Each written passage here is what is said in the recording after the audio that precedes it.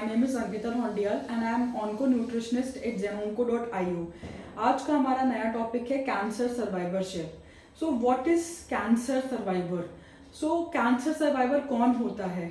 जब से आपका कैंसर का डायग्नोसिस होता है जिस पर्सन का, टिल द टाइम उनका ट्रीटमेंट खत्म होता है एंड इवन उसके बाद भी उसको हम बोलते हैं कैंसर सर्वाइवर।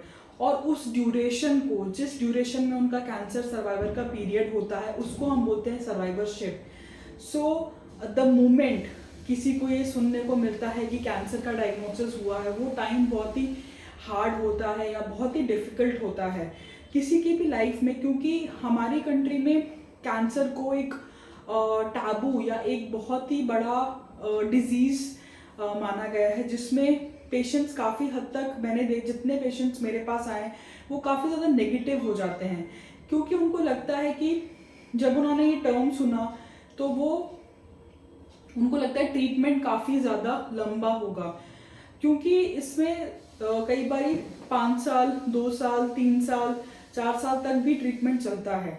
सो कैंसर सर्वाइवरशिप को अगर हम समझें तो ये, अगर हम उसको मेंटली, क्योंकि ये आपके मेंटल लेवल, फिजिकल लेवल और फाइनेंशियली भी, इमोशनली भी आपको काफ़ी ज़्यादा परेशान करता है, बट हमको इसको बहुत ही पॉजिटिवली लेना ज़रूरी है, क्योंकि आजकल एज पर अवेयरनेस बहुत सारे प्रोग्राम्स हैं, बहुत सारे NGOs हैं, बहुत सारे कैंप्स हैं, बहुत सारे सर्वाइवरशिप प्रोग्राम्स चलते हैं, जिसमें आपके डॉक्टर्स के पास रेगुलर फॉलोअप्स होते हैं जब आपका ट्रीटमेंट पूरा ख़त्म हो जाता है। जैसे अगर फॉर एग्जांपल अगर आपका ट्रीटमेंट होता है कीमोथेरेपी, रेडिएशन थेरेपी या सर्जरी, आप डिजीज़ फ्री हैं, तो उसके बाद डॉक्टर आपको बोलते हैं कि आपको हर 3 महीने में रेगुलर फॉलोअप के लिए आना है।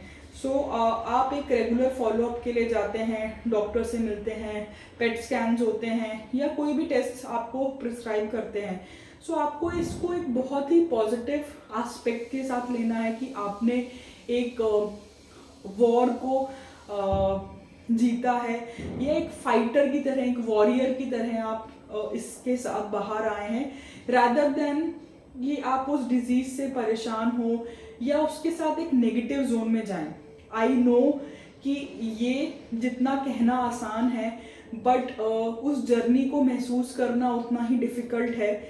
बट द मोर आप मेंटली स्ट्रॉन्ग होते हैं during the whole journey, during the whole process, ये उतना ही आपके लिए ईजी हो जाता है। मैंने बहुत बार देखा है पेशेंट्स को, मेंटली स्ट्रॉन्ग पेशेंट्स को बहुत ही ईजीली इस जर्नी को करते हुए, क्योंकि कीमोथेरेपी के टाइम पे बहुत सारे साइड इफ़ेक्ट्स देखे गए हैं, इवन रेडिएशन थेरेपी के टाइम पे बहुत ज़्यादा साइड इफ़ेक्ट्स होते हैं, पेशेंट्स बहुत ज़्यादा परेशान हो जाते हैं, उनको पता नहीं होता, उनको अवेयर नहीं होते कि हमको क्या खाना चाहिए, हमको कैसे डाइट लेना चाहिए, हमको क्या चीज़ें राइट हैं हमारे लिए, क्या चीज़ें रॉन्ग हैं। वो डॉक्टर टू डॉक्टर जाते हैं सेकंड ओपिनियन, थर्ड ओपिनियन के लिए। बट मुझे ऐसा लगता है कि अगर आप एक ट्रस्ट के साथ कहीं जाते हैं और एक कंसिस्टेंट प्रोसेस ऑफ फॉलोइंग होना बहुत ज़रूरी है, क्योंकि आजकल availability of options in the market बहुत ज़्यादा है। आप आज अगर यहाँ हैं, कल आपके पास कोई और बोलेगा कि वहाँ इलाज हो रहा है तो आप वहाँ चले जाते हैं, कल आपको कोई और एडवाइस देगा तो आप वहाँ चले जाएंगे। सो मुझे ऐसा लगता है कि कैंसर का अभी तक कोई क्योर नहीं है वर्ल्ड वाइड। सो आप उस चीज़ को समझते हुए, अपने पेशेंट की कंडीशन को समझते हुए, क्योंकि हर पेशेंट की बॉडी अलग होती है। फॉर एग्जांपल अगर आपके पेशेंट की बॉडी के अकॉर्डिंगली उनको वो ट्रीटमेंट सूट कर रहा है, मे बी दूसरे पेशेंट की बॉडी को वो ट्रीटमेंट सूट ना करे। सो ये चीज़ों को भी आपको समझना बहुत ज़रूरी है कि हर पेशेंट की बॉडी रिक्वायरमेंट और कंडीशन डिफरेंट होती है, मेडिकल कंडीशन डिफरेंट होती है, क्योंकि कोमॉर्बिडिटीज़ होती हैं, for example diabetes, blood pressure, तो उसके अकॉर्डिंगली ही डॉक्टर्स डोजेज देते हैं, उसके अकॉर्डिंगली ही उनकी डाइट जाती है। सो हमें वो चीज़ें समझना भी बहुत ज़रूरी है। सो जब हम इन चीज़ों को समझते हैं, और आपको इस चीज़ को ट्रस्ट करना बहुत ज़रूरी है कि जो एक्सपर्ट्स आपको बता रहे हैं वो आपसे ज़्यादा जानते हैं या बेहतर समझते हैं चीज़ों को या कंडीशन को या डोजेजेस को या मेडिसिन को या डाइट को, सो आपको एक ट्रस्ट बनाना या समझना बहुत ज़रूरी है।